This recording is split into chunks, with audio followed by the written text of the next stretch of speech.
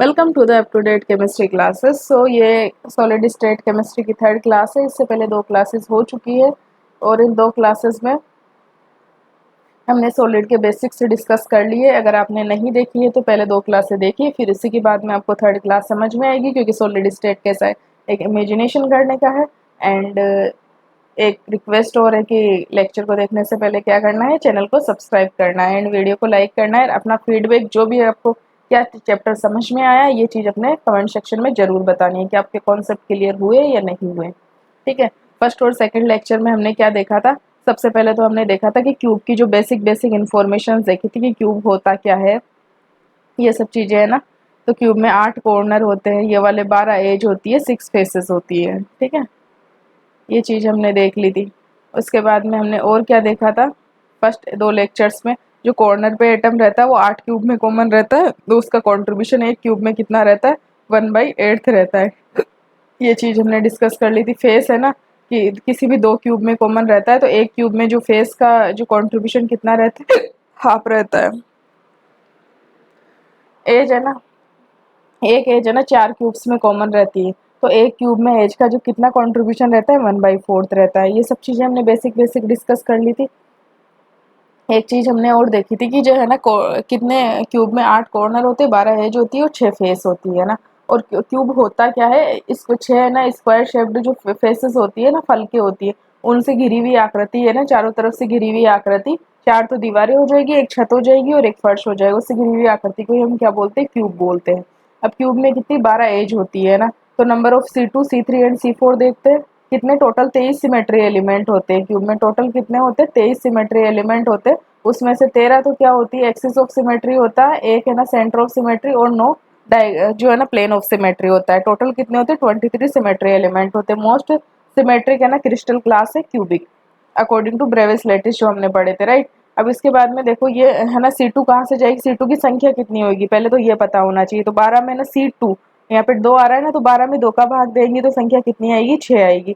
C3 की संख्या कितनी होगी? 12 में 3 का भाग देंगे तो C3 की संख्या आएगी 4 आएगी। और C4 की संख्या कितनी होगी? 12 में 4 का भाग देंगे तो संख्या कितनी आएगी? 3 आएगी। तो number of C2 C3 and C4, ये ट्रिक है। कई बार क्या होता है कि कंफ्यूजन हो जाता है, तो एग्जाम में निकाले कैसे, उस चीज के लिए ये ट्रिक है ना। अब ये जो 6 C2 होती है कहाँ से कहाँ तक क्रॉस होती है, किस कैसे गुजरती है ना, तो आप ये समझो कि 6 C2 क्रॉस हो रही है, तो मतलब है ना कुछ ना कुछ उस जगह से जाएगी जिनकी संख्या क्यूब में कितनी होती है? 12 होती है। तो क्या होती है? 12 एज होती है। तो जो 6 C2 जाएगी वो कहाँ से जाएगी? एक C2 कहाँ से कहाँ तक जाएगी? अपोजिट एज टू एज जाएगी, है ना। तो दो दो एजेस है, दो अपोजिट एजेस है, उनसे एक C2 क्रॉस होएगी, तो है ना दो जो अपोजिट एजेस है उनसे क्या होगा? एक C2 क्रॉस हो रही है। ठीक है, तो इसी तरह से है ना जो एजेस के 12 जो अपोजिट से 6 अपोजिट सेट्स बनेंगे, तो उनसे क्या जाएगी? 6 C2 जाएगी। इसी प्रकार से अगर है ना हम इसकी बात करते हैं, C3 की बात करते हैं, तो C3 की संख्या कितनी है? 4 है। तो ऐसी क्या संख्या है क्यूब में जिनकी संख्या 8 है? क्योंकि जिनसे है ना C3 जा रही है, तो वो क्या होगी? कॉर्नर से कॉर्नर। तो C3 कॉर्नर कितने होते हैं? 8 होते हैं। तो C3 कहाँ से कहाँ तक जाएगी? कॉर्नर से कॉर्नर तक C3, अपोजिट जो कॉर्नर्स होंगे वहां से है ना C3 पास होएगी। ठीक है। अब है ना C4 कितनी संख्या कितनी है? 3 है। ठीक है। तो अब क्या क्यूब में ऐसा होता है कि जिसकी संख्या 6 होती है? फेस होता है। तो जो 6 फेस होते हैं, तो जो C3 कहाँ से कहाँ तक क्रॉस होती है? फेस टू फेस है ना, अपोजिट जो फेसेस होते हैं ना उनके थ्रू है ना 3 C3 टोटल है ना क्यूब में होएगी। ठीक है। अब जो प्लेन ऑफ सिमेट्री की बात करते हैं, तो 3 तो कैसे होते हैं? रेक्टेंगुलर प्लेन होते हैं, और 6 कैसे होते हैं? डायगोनल प्लेन होते हैं। टोटल 9 प्लेन होते हैं। अब हम आज का जो टॉपिक है ना वो हम ये चीज़ देखेंगे। बाकी सारी चीज़ें हमने देख ही ली थी भाई, फेस डायगोनल कितना होता है, बॉडी डायगोनल कितना होता है, वो जनरल एक क्यूब के बारे में अगर जनरल मैथ में भी आप पढ़ोगे ना तो वो भी चीज़ें आपको समझ में आ जाएगी कि जो फेस डायगोनल होता है वो √2a होता है, और जो बॉडी डायगोनल होता है वो √3a होता है। ठीक है। अब जैसे यूनिट सेल में कुछ भी चीज़ें ज़्यादा रटने की जरूरत नहीं है। जैसे अगर बात करें है ना, अब एक तो होता है सिंपल क्यूबिक। सिंपल क्यूबिक में तो क्या होता है कि जैसे अलोंग द जो एज रहते हैं ना, वो एटम्स क्या रहते हैं? एक दूसरे को टच करते हुए रहते हैं। जो तो एज लेंथ होती है, ये इसकी इस एटम की रेडियस प्लस इसकी रेडियस, तो एज लेंथ क्या होती है कि 2r के बराबर होती है ना। ये सिंपल क्यूबिक में। अगर हम है ना BCC की बात करें, बॉडी सेंटर्ड में, तो बॉडी सेंटर्ड में क्या होता है कि अलोंग द जो बॉडी के डायगोनल होता है ना, बॉडी डायगोनल, उसके अलोंग है ना एटम एक दूसरे को टच करते हैं, ठीक है। तो ये आर, ये आर, ये आर और ये आर। तो यहाँ पे बॉडी डायगोनल कितना होता है, √3a होता है। तो √3a किसके बराबर होएगा, ये 4r के बराबर होएगा। और जो FCC होता है उसमें क्या होता है, जो एटम्स है ना अलोंग द फेस एक दूसरे से टच करते हैं ना। तो जैसे ये होगा ना, फेस डायगोनल कितना होता है, फेस डायगोनल √2a होता है। तो अलोंग द फेस, ये तो along the body diagonal touch कर रहे हैं, FCC में अलोंग द फेस टच करते हैं ना। तो ये जो दूरी होगी ना, ये क्या होगी, फेस डायगोनल हो गया। और इसकी दूरी अगर आर के रेसेंस में देखा जाए तो कितने बराबर होएगा, √2a = 4r होएगा। इससे हम a कैलकुलेट करेंगे 4r/√3, और यहाँ से हम a कैलकुलेट करेंगे तो क्या आ जाएगा, 4r/√2 है ना। तो ये क्या आ जाएगा, 2√2 आ जाएगा r, है ना। ये इसका a हो गया। a आने के बाद में हम बहुत सारी चीजें कैलकुलेट कर सकते हैं। ए आने के बाद में हमें ना इसके ना वो पैकिंग एफिशिएंसी कैलकुलेट कर सकते हैं कि हमारे पास ए आ गया। पैकिंग एफिशिएंसी क्या होती है, जनरल अगर साधारण भाषा में सोचे, पैकिंग एफिशिएंसी ये होती है कि जो यूनिट सेल का वॉल्यूम कितना है और उस यूनिट सेल के वॉल्यूम में से जो उसमें एटम्स है ना उन्होंने कितनी वॉल्यूम घेर रखा है, बस यही पैकिंग एफिशिएंसी है। तो इसकी सिंपल क्यूबिक की कितनी आती है, 52.4 आती है। बीसीसी की कितनी आती है, 68% आती है। और इसकी 74% आती है। आपको ये भी बता दिया कि क्यों है ना सिंपल क्यूबिक की कम होती है, बीसीसी की उससे ज़्यादा होती है, फिर एफसीसी की उससे ज़्यादा होती है। क्योंकि यहाँ पर है ना टोटल नंबर ऑफ एटम्स कितने रहते हैं, Z = 1 होता है पर यूनिट सेल एटम, यहाँ पे Z = 2 होता है, यहाँ पे Z = 3 होता है, ठीक है। और है ना जो एंड सेंटर्ड क्यूबिक सेल होती है ना, उसकी जो पैकिंग एफिशिएंसी आती है ना, वो ओनली 37% ही आती है। इसका रीजन भी आपको बता दिया था लास्ट लेक्चर में कि क्यों इसकी कम होती है, ठीक है। तो हमने ये पैकिंग एफिशिएंसी कैलकुलेट करी थी। पैकिंग एफिशिएंसी क्या होती है और पैकिंग फ्रैक्शन क्या होता है, इसमें भी अपने ने डिफरेंशिएट कर लिया था। पैकिंग एफिशिएंसी तो परसेंटेज में होती है, फ्रैक्शन किस में होता है, पॉइंट्स में होता है, ठीक है। ये चीजें हमने देख ली थी। और है ना 7 टाइप के जो क्रिस्टल सिस्टम थे वो भी हमने देख लिए थे। 7 टाइप के जो क्रिस्टल सिस्टम थे उनको कैसे याद रखना है, CTOR HMT, जिसमें ना जो 14 टाइप के ब्रेविस लेटिस को क्लासिफाई किया गया है। C4 क्यूबिक है, T4 टेट्रागोनल है, H4 ऑर्थोरोम्बिक है। ऑर्थोरोम्बिक में क्या देखा था हमने, सारी टाइप की यूनिट सेल पाई जाती है, ऑर्थोरोम्बिक है। R क्या है, रोम्बोहेड्रल है, ठीक है। H4 क्या है, हेक्सागोनल है, जिसमें एक एंगल 120 डिग्री का होता है ना। M4 क्या है, मोनोक्लिनिक है। और T4 क्या है, ट्राइक्लिनिक है।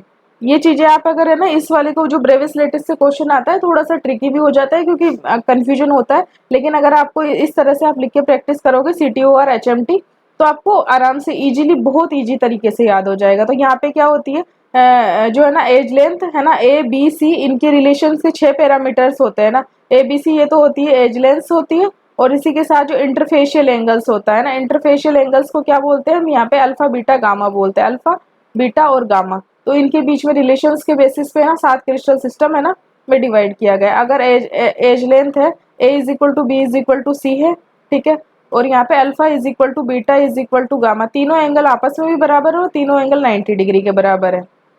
ये होती है क्यूबिक, ये मोस्ट सिमेट्रिक होती है। इसमें 23 सिमेट्री एलिमेंट्स होते हैं, अभी हमने देखा था। टेट्रागोनल में क्या होता है, A = B ≠ C, ठीक है। Alpha beta gamma note sorry =90 होता है। सबसे पहले ना हम एज लेंथ को वेरी करते हैं ना, फिर उसके बाद में हम वेरी करेंगे एंगल को, बाद में वेरी करते हैं। एक चीज आपने ये देखी होगी। फिर उसके बाद में A = B, A ≠ C orthorhombic में, ठीक है। अल्फा बीटा गामा 90 डिग्री, ये हो गया, ठीक है। और रोम्बोहेड्रल में क्या करेंगे, वापिस है ना A = B = C, यहाँ पे alpha beta gamma but not = 90 degree. तीनों एंगल आपस में बराबर है लेकिन 90 डिग्री नहीं है, ठीक है। हेक्सागोनल में क्या होगा, A = B but not = C, alpha beta 90 degree, दो एंगल तो 90 डिग्री का रहेगा और एक एंगल है ना 120 डिग्री का रहेगा। हेक्सागोनल में आपको पता भी है कि साधारण तरीके से भी आप देख सकते हो कि एक एंगल 120 डिग्री का रहेगा, ठीक है।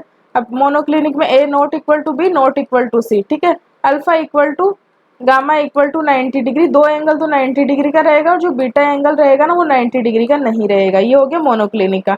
तीसरा है ट्राइक्लिनिक का, a equal to a not equal to b not equal to c, alpha equal to alpha not equal to beta not equal to gamma. ये तीनों एंगल आपस में भी बराबर नहीं रहेंगे और कोई भी 90 डिग्री के भी बराबर नहीं रहेगा। तो ये ना 7 क्रिस्टल सिस्टम में हमने इन्हें क्लासीफाई कर दिया। ठीक है, अब इनमें इससे बिलोंग करने वाली यूनिट सेल्स के बारे में अगर हमने देखा था तो क्या देखा था हमने, जो फोर्थ तीसरा है ना, ये जो ऑर्थोरोम्बिक है, इसमें तो चारों टाइप प्रीमेटिव जो टाइप की यूनिट सेल जो है ना, सब सभी सातों में पाई जाएगी। ठीक है ना, प्रीमेटिव टाइप की। अगर नीचे से दूसरा है तो उसमें कौन सी होगी, ईसीसी होगी। ऊपर से दूसरा कौन सा है, उसमें होगी बीसीसी होगी।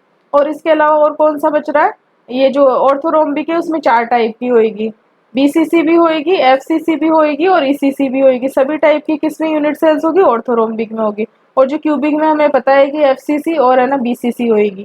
क्यूबिक को तो हम बहुत ज्यादा पढ़ते हैं तो इसमें तो इतना कंफ्यूजन होता ही नहीं है। तो टोटल अगर इनकी देख लो कितने टाइप की ब्रेविस लेटिस है, 1 2 3 4 5 6 7 8, सॉरी 7 तो ये प्रिमिटिव हो ही गए। उसके अलावा देखो ये 8 हुआ हो गए, 9, ये 10, ये 11, ये 12, ये 13, ये 14। तो ये 14 टाइप की ब्रेविस लेटिस भी हमने याद कर लिए। काफी इजी है याद करना। कैसे इनकी एज लेंथ और है ना एंगल्स में, इंटरफेशियल जो एंगल्स में आपस में रिलेशनशिप रहती है, ये चीज भी हमने देख ली। ये सब चीजें ना हमने देखो सेकंड क्लास में ना कवर कर ली थी, फर्स्ट और सेकंड क्लास में। यहाँ पे सिर्फ हम है ना क्विक रिवीजन कर रहे हैं थर्ड क्लास स्टार्ट होने से पहले।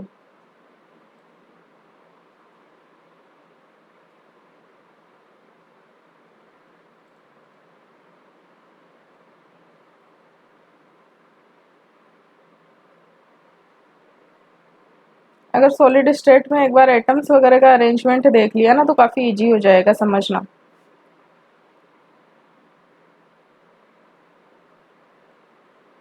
देखो ये रहा 7 जो क्रिस्टल सिस्टम है।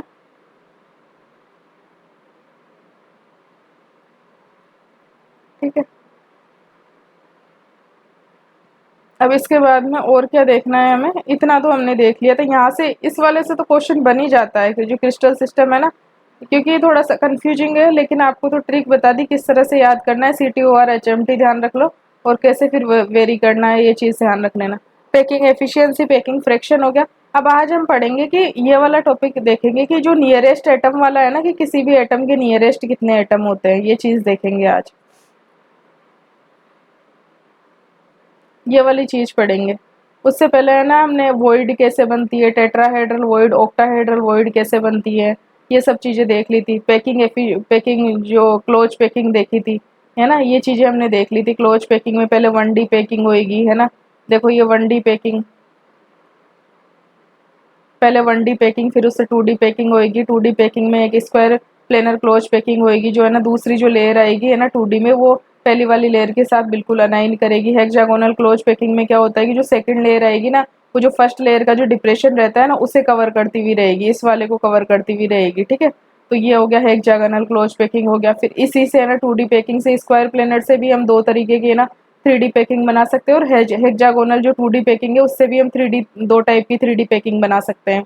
ठीक है, अगर है ना स्क्वायर प्लेनर से है ना कौन कौन सी ए टाइप की बनेगी, तो वो सिंपल क्यूबिक टाइप की यूनिट सेल में रहेगी। और है ना अगर ए बी टाइप की बनाएंगे ना तो वो किस में रहेगी, बीसीसी टाइप की यूनिट सेल में रहेगी। और हेक्सागोनल क्लोज पैकिंग होगी ना, 2D वाली हेक्सागोनल क्लोज पैकिंग को यूज करते हुए बनाएंगे। अगर ए बी टाइप की पैकिंग करेंगे तो इसमें है ना ये किस में रहेगी, SCP 3D में रहेगी। हेक्सागोनल क्लोज पैकिंग 3D है ना, वुडजाइट में रहेगी। और इसका पैकिंग एफिशिएंसी 74% रहेगी, कोऑर्डिनेशन नंबर 12 रहेगा, ये है ना। और जो एबीसी टाइप की किस में रहेगी, सीसीपी और एफसीसी में रहेगी। तो क्लोज पैकिंग होगी, पैकिंग एफिशिएंसी 74% होगा, कोऑर्डिनेशन नंबर कितना होगा, 12 होगा। यहाँ तक चीजें हमने देख ली थी कि कैसे वॉइड जनरेट हो रही है, कैसे टेट्राहेड्रल वॉइड बन रही है, कैसे ऑक्टाहेड्रल वॉइड बन रही है।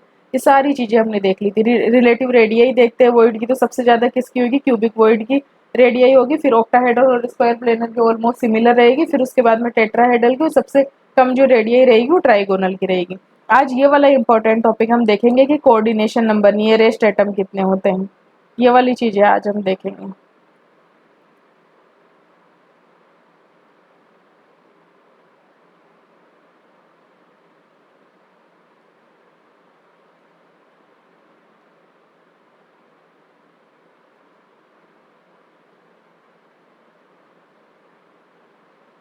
ठीक है।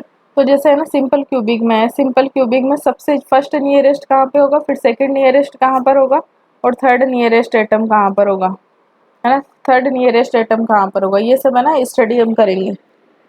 ठीक है। तो और फिर बीसीसी में है ना जो कोई कॉर्नर पे एटम है तो उसका फर्स्ट नियरेस्ट एटम कहाँ पे होगा, सेकंड नियरेस्ट एटम कहाँ पे होगा, थर्ड नियरेस्ट एटम कहाँ पे होगा। तो ये एक बार है ना आपको डायग्राम से एक्सप्लेन कर देते हैं ये सब चीज़ें। सबसे पहले तो हम देखते हैं सिंपल क्यूबिक टाइप की यूनिट सेल। ठीक है। तो सिंपल क्यूबिक टाइप की यूनिट सेल में कहाँ पे होते हैं एटम्स, ओनली ऑन कॉर्नर्स पे होते हैं, प्रिमिटिव, आधे, है ना, हिंदी में बोलते हैं आधे, बोलते हैं हिंदी में, अगर कोई हिंदी मीडियम का देख रहा हो। आधे का मतलब हो गया कि कम से कम कोई भी यूनिट सेल होगी उसमें कॉर्नर्स पे तो लेटेस्ट पॉइंट होंगे ही होंगे। ठीक है। तो ये हो गए कॉर्नर्स पे लेटेस्ट पॉइंट हो गए। ठीक है। अब ये जो कैसा है, ये सिंपल क्यूबिक टाइप की यूनिट सेल है। ठीक है। अब इसमें ये देखो, ये अगर कॉर्नर पे कोई एटम है तो इससे नियरेस्ट पहला एटम कहाँ पर होगा, कितनी दूरी पे होगा, तो उसे हम क्या बोलेंगे, फर्स्ट नियरेस्ट बोलेंगे। और फर्स्ट नियरेस्ट कितनी दूरी पर होएगा, ये देखो, ये है ना एज लेंथ है, तो ये ए दूरी पर होएगा, है ना। फर्स्ट नियरेस्ट कहाँ पे होएगा, ए दूरी पे होगा, इससे क्या कम दूरी पे कोई एटम है, नहीं है। तो सेकंड नियरेस्ट कहाँ पे होएगा, दूसरा नजदीक एटम, इससे है ना दूसरा नजदीक एटम। देखो ये वाला जो एटम है ये भी ए दूरी पर है, ये वाला भी ए दूरी पर है, ठीक है, और ये वाला भी ए दूरी पर है, तो ये तो तीनों ही ए दूरी पे। अब इससे दूसरा नजदीक एटम कहाँ पे होगा, एक तो हमने पढ़ा था फेस डायगोनल √2a पढ़ा था, और एक √3a पढ़ा था। √2a का मतलब हो गया 1.414 ए डिस्टेंस, और √3a का मतलब हो गया 1.732 ए डिस्टेंस, है ना। तो कौन सी कम है, सेकंड नियरेस्ट की √2a डिस्टेंस वाला होगा ना, ये जो फेस डायगोनल वाला एटम होगा, ये वाला एटम क्या होगा, इसके सेकंड नियरेस्ट होएगा। ये वाला जो एटम होएगा ये कैसा होएगा, सेकंड नियरेस्ट होएगा, तो सेकंड नियरेस्ट √2a डिस्टेंस पे। जब थर्ड नियरेस्ट की बात करी जाएगी तो थर्ड नियरेस्ट कहाँ होएगा, देखो ये फेस डायगोनल वाला भी है ना √2a डिस्टेंस पे, ये वाला भी √2a डिस्टेंस पे ये एटम है ना, ये वाला भी है ना, और ये वाला जो एटम है ये भी √2 डिस्टेंस पे ही है, क्योंकि ये सब फेस डायगोनल पे है। अब जो तीसरा जो एटम रहेगा वो √3a डिस्टेंस पे रहेगा, बॉडी डायगोनल वाला। तो ये वाला जो एटम रहेगा ना, ये वाला, ये देखो ये वाला जो एटम रहेगा बॉडी डायगोनल वाला, ये √3a डिस्टेंस पे रहेगा। जो थर्ड नियरेस्ट कहाँ पे हो जाएगा, √3a डिस्टेंस पे हो जाएगा। ठीक है। अब इनके कोऑर्डिनेशन नंबर हम है ना थोड़ी देर बाद में देखेंगे, वो ट्रिक से थोड़ा सा आपको वैसे एक्सप्लेन भी कर दिया जाएगा, लेकिन ट्रिक से थोड़ा सा ध्यान रख लेना। अब दूसरे टाइप की यूनिट सेल कौन सी होती है, बीसीसी टाइप की यूनिट सेल होती है। तो बीसीसी टाइप की यूनिट सेल में एटम्स कहाँ कहाँ पर रहते हैं, कहाँ कहाँ पर रहते हैं एटम्स, एक तो रहते हैं कॉर्नर्स पे रहते हैं, इसके अलावा कहाँ रहता है एक एटम, बॉडी के सेंटर में रहता है। तो कॉर्नर से बॉडी के सेंटर में अगर कोई एटम होगा तो उसकी दूरी कितनी होगी, यहाँ पे अगर ये कोई एटम है तो इस कॉर्नर वाले एटम को अगर हम पकड़ के चले तो ये कितना दूरी पर होगा, ये वाला कितना दूरी पर होगा, बॉडी डायगोनल कितना होता है √3a, और ये बॉडी डायगोनल की आधी दूरी पर ही है, तो ये कहाँ पे होगा, √3a/2 डिस्टेंस पे रहेगा। तो इसको अगर हम कैलकुलेट करेंगे तो 1.732 √3a की वैल्यू a डिवाइडेड बाई 2, 1.732 में कुछ है ना इसका भाग देंगे तो कितना आएगा, लगभग 0.8 के करीब आएगा, 0.85 के करीब आएगा, 0.85 है। तो जो फर्स्ट नियरेस्ट जो एटम होएगा वो कहाँ पर होएगा, बीसीसी में फर्स्ट नियरेस्ट एटम। अगर ये वाला एटम देखे है ना, जैसे ये वाला, तो ये वाला तो ए डिस्टेंस पे है, तो ए डिस्टेंस से ज्यादा कम है या फिर 0.85 ए कम है, बिल्कुल ऑब्वियसली बात है 0.85 कम है। तो पहला जो एटम होगा वो कहाँ पे होगा, √3a/2 डिस्टेंस पे होगा। दूसरा एटम कहाँ होगा, सेकंड नियरेस्ट, है ना। अब सेकंड नियरेस्ट देखो ये ए डिस्टेंस वाला तो है ही, क्या इसके अलावा और कोई भी कम डिस्टेंस में है एटम, देखो ये वाला भी एटम ए डिस्टेंस पे है इससे, ये और ये वाला भी ए डिस्टेंस पे है, तो इससे दूसरा नियरेस्ट एटम कहाँ पे होगा, ए डिस्टेंस पे ही होगा। क्योंकि अगर √2a की बात करी जाती है, क्योंकि एक एटम ये हो रहा है, इस एटम से जुड़े हुए कितने एटम है, एक तो ये तो बॉडी डायगोनल वाला हो गया, एक ये ए डिस्टेंस पे हो गया, ये भी ए डिस्टेंस पे हो गया, और ये भी ए डिस्टेंस पे हो गया।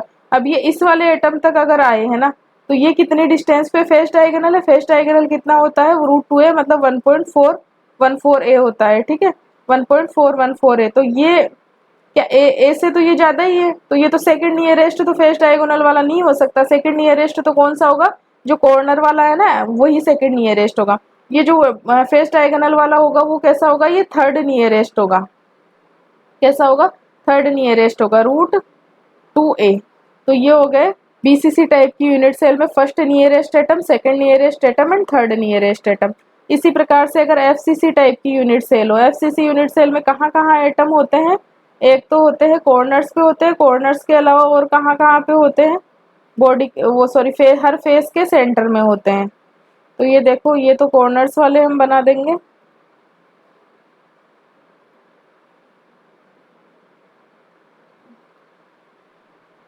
ये तो कॉर्नर्स वाले हो गए, 8 तो कॉर्नर्स वाले हो गए, और ये हो गया फेस के सेंटर में हो गया, ये इस फेस के सेंटर में हो गया, ये इस फेस के सेंटर में हो गया, ये इस फेस के सेंटर में हो गया, ये इस फेस के सेंटर आगे वाली फेस के सेंटर में, और ये एक पीछे वाली फेस के सेंटर में। ठीक है, तो यहाँ पे देखो अब फर्स्ट नियरेस्ट एटम की कितनी दूरी पर हो सकता है। फर्स्ट नियरेस्ट निकालेंगे हम, यहाँ पे सेकंड नियरेस्ट निकालेंगे, और क्या निकालेंगे, थर्ड नियरेस्ट एटम निकालेंगे।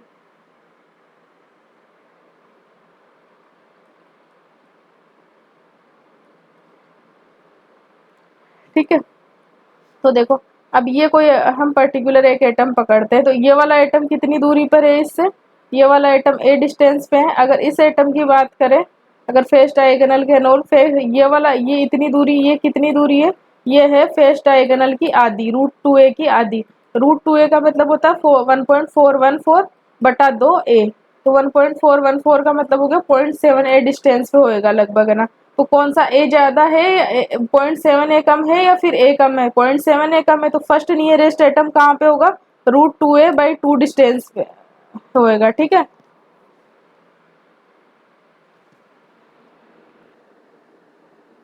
अब देखो एफसीसी में जो सेकंड नियरेस्ट होएगा वो कहाँ पर रहेगा भाई, इस एटम से और नियरेस्ट एटम कौन सा हो सकता है, ये वाला एटम हो सकता है। ये एटम कितने डिस्टेंस पे है, ए डिस्टेंस पे है ना।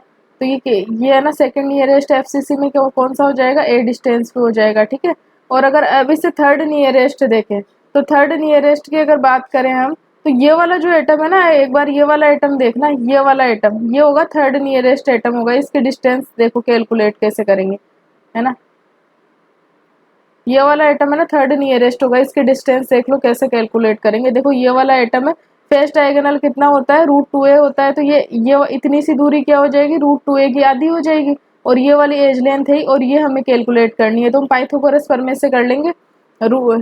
पाइथागोरस प्रमेय से क्या होगा, कर्ण का स्क्वायर इज इक्वल टू लंब का स्क्वायर प्लस आधार का स्क्वायर, और फिर जो कर्ण का जो स्क्वायर था तो ये स्क्वायर रूट आ जाएगा। ठीक है, और आधार कितना है, रूट 2a/2 का स्क्वायर हो गया, और लंब कितना है, ए हो गया, ए का स्क्वायर हो गया। ठीक है, रन जब इसे कैलकुलेट करेंगे, इसका स्क्वायर करेंगे, तो 2a² / 4 प्लस a², तो ये 2 और 4 आपस में कट गए, तो ये क्या हो गया, a² / 2 रह गया प्लस a² रह गया। जब इसे कैलकुलेट किया तो एलसीएम लेके, 2 एलसीएम आ गया, a² + 2a² / 2 हो गया, तो ये क्या हो जाएगा, 3/√3/2a आ गया। ठीक है, अब रूट 3 की वैल्यू कितनी होती है, 1.732 होती है, रूट 2 की वैल्यू 1.414 होती है। तो ये कितने डिस्टेंस पे हो गया, 1.22a डिस्टेंस पे हो गया। तो जो थर्ड नियरेस्ट एटम होएगा वो कहाँ पे होगा, रूट 3/2a डिस्टेंस पे रहेगा। ठीक है, ये वाला एटम थर्ड नियरेस्ट एटम रहेगा इस वाले से। ऐसा नहीं है कि 2a डिस्टेंस पे नहीं जाएगा। फिर अगर है ना अगर हम ये करें कि ये वाला एटम थर्ड नियरेस्ट रहेगा ना, अगर हम सोचे कि क्या ये वाला थर्ड नियरेस्ट एटम हो सकता है, ये किस किस दूरी पर है, रूट 2a दूरी पर है, रूट 2a दूरी पर है। रूट 2a दूरी का मतलब होता है 1.414, और ये दूरी ज्यादा है, और यहाँ पे ये कितना है, 1.22a ही है, तो 1.22a कम है ना। तो मतलब इस वाले एटम से ये वाला एटम ज्यादा नजदीक है, और ये वाला एटम दूर है। अब ये पूरा यहाँ पे लग रहा होगा कि दूर है, लेकिन क्यूब में 3D में देखते हैं ना, तो ये पास में ही रहेगा। देख लो कैलकुलेशन से कितनी आई है, इसकी दूरी आई है 1.22a आई है, और इसकी आई है 1.414a आ रही है। तो इस प्रकार से हमने ये ना नियरेस्ट है ना एटम देख लिया। अब इनका देखते हैं कोऑर्डिनेशन नंबर, है ना। अब हम इनका देखेंगे कोऑर्डिनेशन नंबर। तो सबसे पहले तो सिंपल क्यूबिक में देखते हैं। अगर सिंपल क्यूबिक में अगर कोई भी है ना, अगर नियरेस्ट एटम की दूरी अगर ट्रिक से ही देख लेते हैं, फिर इसमें आप कैटेगराइज कर लेना। अगर है ना सिंपल क्यूब ए डिस्टेंस पे हो, या कोई एटम है ना 2a डिस्टेंस पे हो, 3a डिस्टेंस पे हो, अगर इस टाइप से अगर डिस्टेंस पे हो ना, तो उसका कोऑर्डिनेशन नंबर कितना होता है? उसका कोऑर्डिनेशन नंबर होता है 8, है ना। और अगर कोई एटम है ना √2a डिस्टेंस पे हो,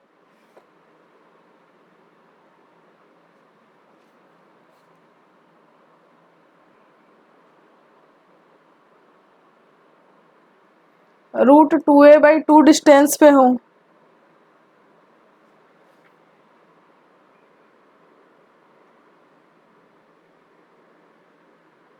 अगर इस तरह से अगर कोई एटम हो, तो उसका कोऑर्डिनेशन नंबर कितना होता है? उसका कोऑर्डिनेशन नंबर होता है 12।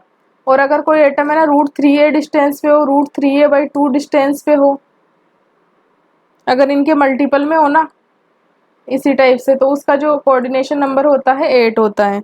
और इनके अलावा अगर अदर कोई भी हो ना, तो वहाँ पे कोऑर्डिनेशन नंबर कितना होता है? 24 होता है। अब यहाँ पे देखते हैं, जैसे है ना, अगर हमारी जो यूनिट सेल्स थी, सबसे पहले तो सिंपल क्यूबिक में देखते हैं, ये ए डिस्टेंस पे है ना फर्स्ट नियरेस्ट, तो इसका कोऑर्डिनेशन नंबर कितना होएगा? 6 होएगा। ये √2a डिस्टेंस पे है, तो इसका कोऑर्डिनेशन नंबर कितना होएगा? 12 होएगा। और ये √3a डिस्टेंस पे है, तो इसका कोऑर्डिनेशन नंबर कितना होएगा? 8 होएगा। अगर एज्यूम करना भी बता देंगे, लेकिन एक बार आप ट्रिक से ध्यान रख लोगे ना, तो आप कंफ्यूज नहीं होगे एग्जाम में, क्योंकि उतना ज़्यादा एज्यूम नहीं कर सकते, कई बार कंफ्यूजन हो जाता है, तो ट्रिक ध्यान रखना है। अब जैसे ये √3a/2 डिस्टेंस पे है, तो इसका कोऑर्डिनेशन नंबर कितना होएगा? 8 होएगा। ये है ना ए डिस्टेंस पे है, तो इसका कोऑर्डिनेशन नंबर 6 होएगा। ये बीसीसी की बात कर रहे हैं ना, सेकंड नियरेस्ट बीसीसी का, तो इसका कोऑर्डिनेशन नंबर कितना होएगा? 6 होएगा। इसमें √2a डिस्टेंस पे है, तो इसका कोऑर्डिनेशन नंबर कितना होएगा? 12 होएगा। ठीक है। अगर है ना एफसीसी की बात करते हैं, ये एफसीसी लेटिस है ना, ये एफसीसी है, तो एफसीसी में जो फर्स्ट नियरेस्ट √2a/2 डिस्टेंस पे है, तो इसका कोऑर्डिनेशन नंबर कितना होएगा? 12 होएगा। ठीक है। ये ए सेकंड नियरेस्ट है ना ए डिस्टेंस पे, तो इसका कोऑर्डिनेशन नंबर 6 होएगा। और ये है ना अपनी जो हमने कैटेगराइज किया, तो उसमें से किसी में भी नहीं आ रहा, तो इसका कोऑर्डिनेशन नंबर कितना होएगा? 24 होएगा। ठीक है। ये चीज़ होप सो आपको समझ में आ गई होगी। ये टेबल ध्यान रख लेना कि अगर A2A 3A अगर इस टाइप के डिस्टेंस पे हो ना कोई भी एटम, तो उसका जो कोऑर्डिनेशन नंबर आएगा ना, वो कितना आएगा? 8 आएगा। और अगर है ना √2a/2 अगर इस टाइप के डिस्टेंस पे हो ना, तो कोऑर्डिनेशन नंबर 12 आएगा। और अगर √3a/2 आए, तो इसका कोऑर्डिनेशन नंबर कितना आएगा? 8 आएगा। और अदर का कितना आएगा? 24 आएगा। अब ये आपको समझा देते कि कैसे आएगा। ठीक है। सपोज करो अगर है ए डिस्टेंस का मतलब क्या हो गया? बिल्कुल कौन एज टू एज लेंथ। ठीक है, ये आ गया। एक सेकंड, यहाँ पे कुछ गलत लिख दिया क्या? यहाँ पे 6 आएगा, 6। सॉरी, ऊपर भी गलत तो नहीं लिख दिया। हाँ, 6 ही लिखा है ना। हाँ, ए वाले में 6 ही लिखा है। सॉरी, यहाँ पे वो थोड़ा सा √3a वाले में कितना लिखा है? 8 लिखा है। √3a वाले में 8 लिखा है। इसमें भी √3a वाले में कितना? 8 ही लिखा है। और √2a वाले में 12 लिखा है। √2a वाले में 12 लिखा है। और √2a वाले में कितना लिखा है? इधर भी 12 लिखा है। ठीक है। यहाँ पे ना 6 ही आएगा। A 2a 3a इन वालों में कितना आएगा? 6 आएगा। ठीक है। अब आपको बता देते हैं कि कैसे जो कोऑर्डिनेशन नंबर 6 कैसे है।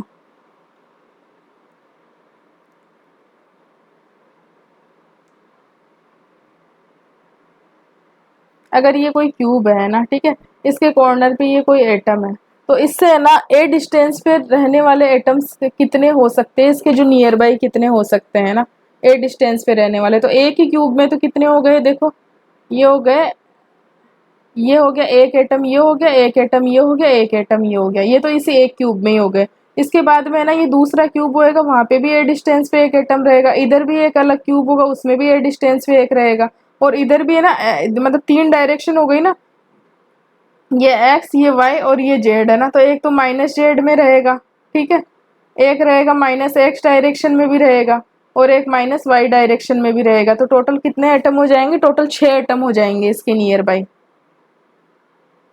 ए डिस्टेंस पे। तो समझ में आ गया होगा कि ए डिस्टेंस पे अगर कोई है ना कोऑर्डिनेशन नंबर 6 कैसे होता है। अभी तीसरा आप यहाँ पे देख लो, वो 3D में ये जूम कर पाओगे आप। तीसरा आइटम यहाँ होगा तो इसका कोऑर्डिनेशन नंबर कितना हो जाएगा, 6 हो जाएगा ए डिस्टेंस पे।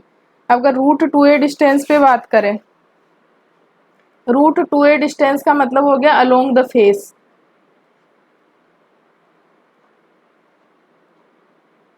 ये देखो,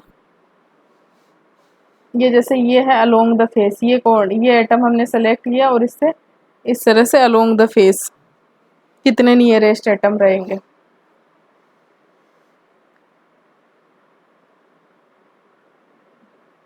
एक क्यूब में देखो ये वाला जो एटम रहेगा ना, ये वाला यहाँ पे, सॉरी, ये एटम भी कितनी डिस्टेंस पे रहेगा, ये वाला एटम भी रूट टू ए डिस्टेंस पे रहेगा और इस वाली फेस पे जो एटम रहेगा वो भी रूट टू ए डिस्टेंस पे रहेगा। तो एक क्यूब में तो कितने हो गए, 3 हो गए। ठीक है, एक क्यूब में 3 हो गए। अब इसी प्रकार से है ना ये 8 क्यूब में कॉमन होता है। ठीक है, 8 क्यूब में तो कॉमन होता है, लेकिन ये वाली फेस है ना इस वाले क्यूब में भी होगी और पास वाले क्यूब में भी होगी। ये चीज आप समझ पा रहे हो भाई, एक फेस है ना 2 क्यूब्स में कॉमन रहती है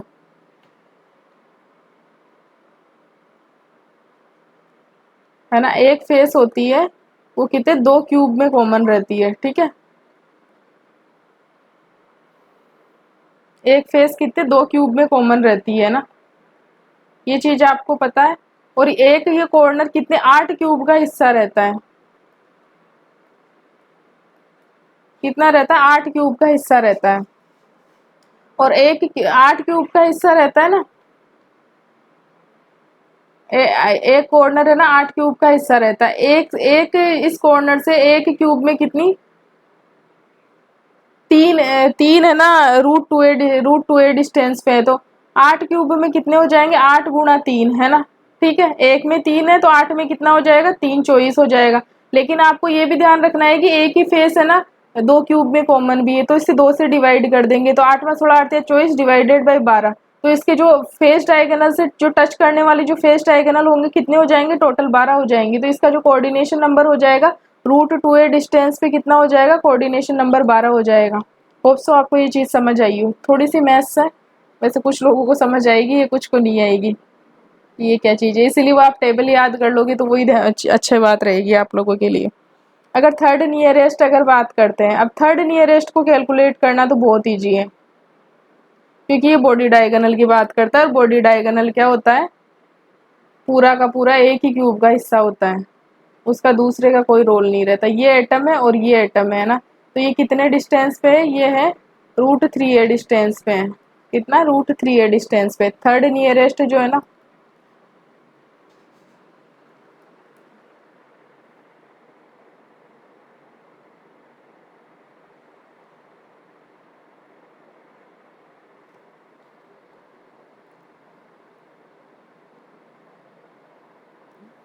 नाश्ते चल रही है ना,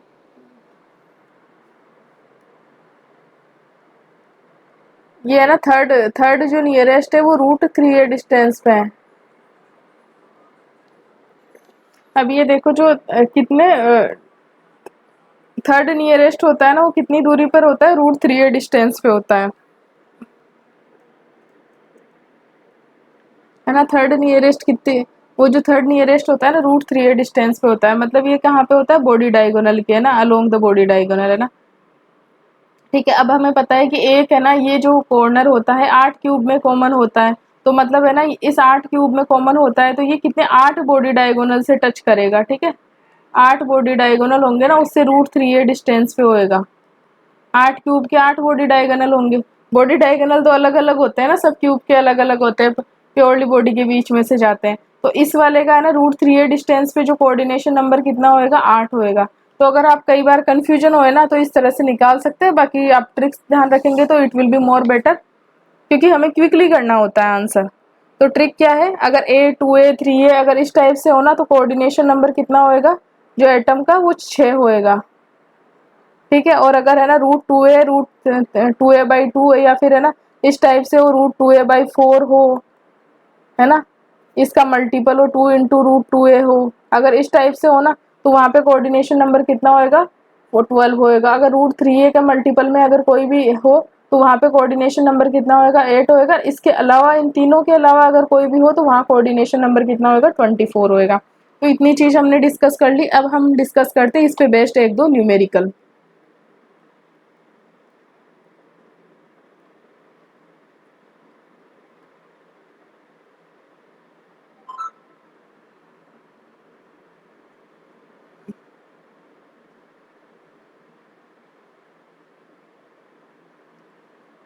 क्वेश्चन है calculate the nearest distance in terms of, a के टर्म्स में ना नियरेस्ट डिस्टेंस कैलकुलेट करनी इन बिटवीन टू नियरेस्ट है ना टेट्राहेड्रल वॉइड्स के बीच में।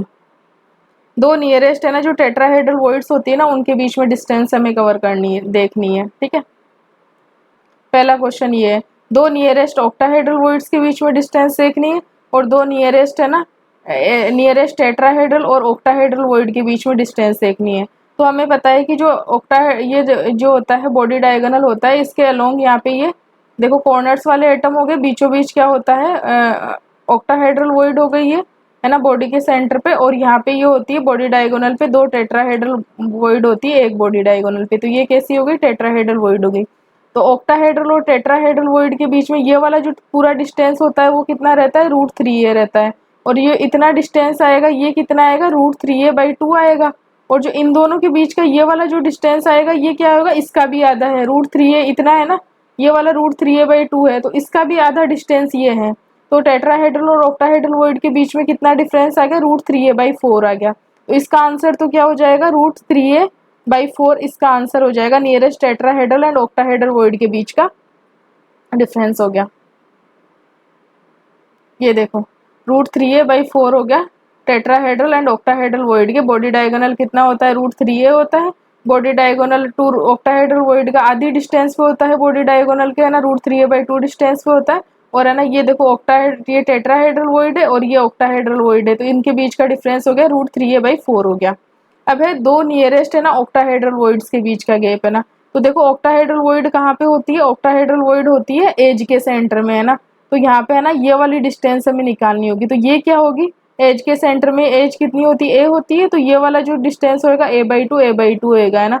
और फिर हमें ये वाला हम कैलकुलेट कर लेंगे। तो जो नियरेस्ट डिस्टेंस क्या होता है हमें पता है कि जैसे ये लंब है ये आधार है, तो इसमें लंब के इस बिंदु के और इस बिंदु के बीच में जो न्यूनतम दूरी होती है ना वो क्या होता है, कर्ण होता है। ठीक है, कर्ण ही होता है। तो इसी प्रकार से देखो ये a/2 है लंब है, ये a/2 आधार है, तो इनके बीच में इस वाले पॉइंट और इस वाले पॉइंट के बीच में जो न्यूनतम दूरी क्या होगी, इनका कर्ण होएगा, डायगोनल होएगा जिसे इंग्लिश में बोलते हैं।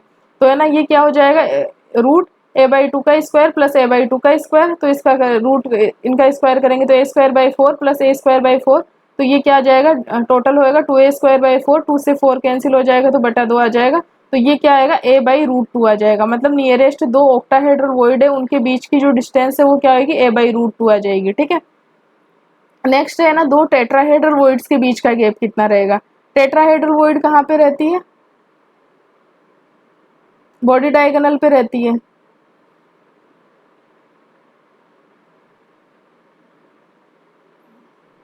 एक इस वाले बॉडी डायगोनल पे है ना जो वॉइड रहेगी, और एक इस वाले बॉडी डायगोनल पे जो वॉइड रहेगी। तो इनके बीच का ये जो गैप आएगा ना, एक इस वाले बॉडी डायगोनल पे एक इस वाले बॉडी डायगोनल पे, है ना, जो जो दो नियरेस्ट टेट्राहेड्रल वॉइड रहेगी इनके बीच का जो गैप रहेगा वो कितना रहेगा, a/2 रहेगा।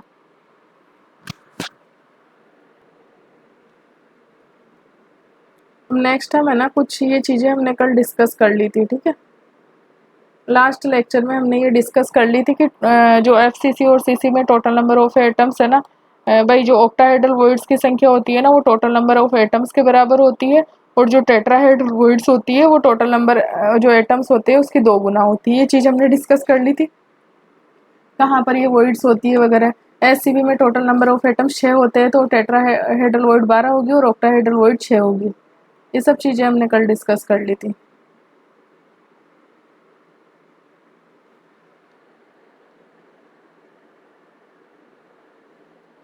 अभी ये एक क्वेश्चन है,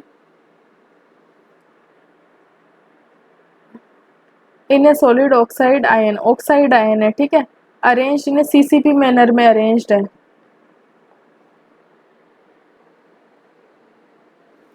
एक बार ये क्वेश्चन देख लीजिए आप लोग।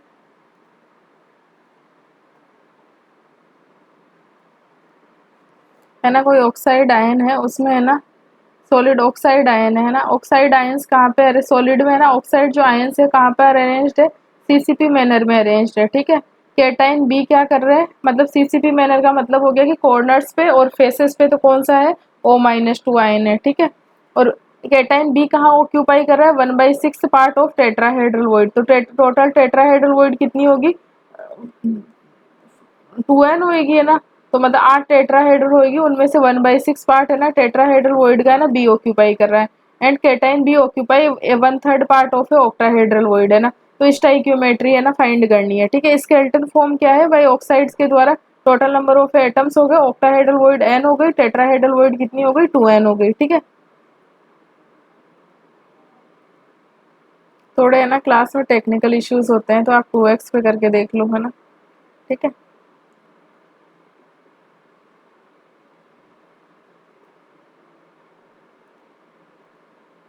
अब यहाँ पे देखो 1 ऑक्साइड पर यूनिट सेल अगर हम मान के चले, हम सिंपलेस्ट फॉर्म में ही देखते हैं, ठीक है। तो ऑक्टाहेड्रल वॉइड, एक ऑक्टाहेड्रल वॉइड होएगी, है ना, जिसमें क्या रहेगा, बी रहेगा, और उन ऑक्टाहेड्रल वॉइड की 1/3 में ही बी है, ठीक है। और दो टेट्राहेड्रल, अगर एक ऑक्साइड आयन मान के चलते हैं हम, है ना, ठीक है। तो टेट्राहेड्रल वॉइड्स में क्या रहेगा, ए रहेगा, और जो दो टेट्राहेड्रल वॉइड्स होएगी उसकी 1/6 में, है ना, 1/6 में रहेगा, 1/6 में बता रखा है ना, 1/6 में रहेगा बी आयन। तो टोटल ए की संख्या तो कितनी हो गई,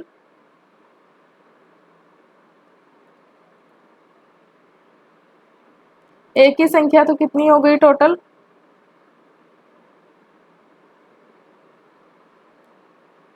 ए की संख्या तो कितनी हो गई, 1 हो गई।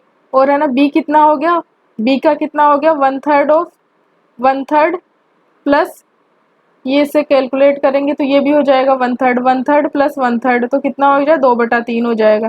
बी कितना हो गया, 2/3 हो गया, बी कितना हो गया, 2/3 हो गया। और ऑक्साइड, एक सेकेंड, थोड़ा ये कंफ्यूजन हो गया इस सवाल में, 3 डेटा दे रखा है क्या, बी तो दे रखा है, 3 तो है ही नहीं, ये अलग अलग सवाल थोड़ी है।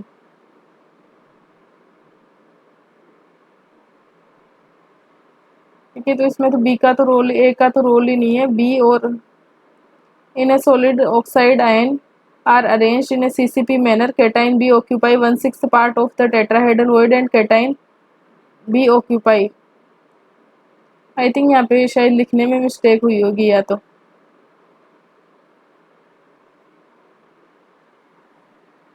चलो ये क्वेश्चन है ना नेक्स्ट लेक्चर में लेंगे, कि यहाँ पे वैसे भी गलत दिया हुआ है और ये क्लास भी अटक रही है, तो नेक्स्ट लेक्चर में इस क्लास को यहीं फिनिश करते हैं। Thank you so much for watching this video.